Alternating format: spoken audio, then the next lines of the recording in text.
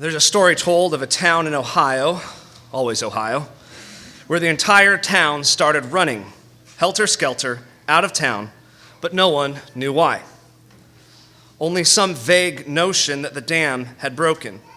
After everyone realized that they'd simply stampeded out of town for no reason whatsoever, they all, with red-faced embarrassment, headed back to their homes and workplaces. Men are herd creatures. When they get spooked, they stampede.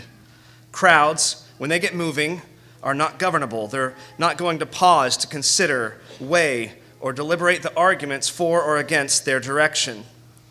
So what took place in our nation's capital this week, and lest we forget what took place most of the summer in many of our nation's most prominent cities, is the result of crowds flowing downhill.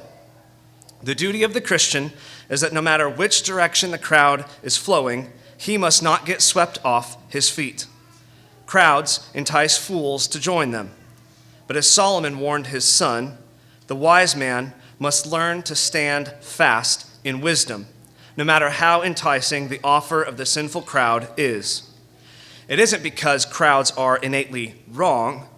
Rather, it is because there's only one crowd which we are called to rush forward with, and that is the great host without number, which surrounds the throne of Christ.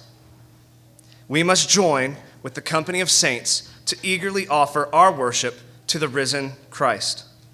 The reason our nation is fracturing into tribes, breaking the tenuous alliances that have held us together, and drawing battle lines is that we have fled from the worship of the triune God and run to worship various idols.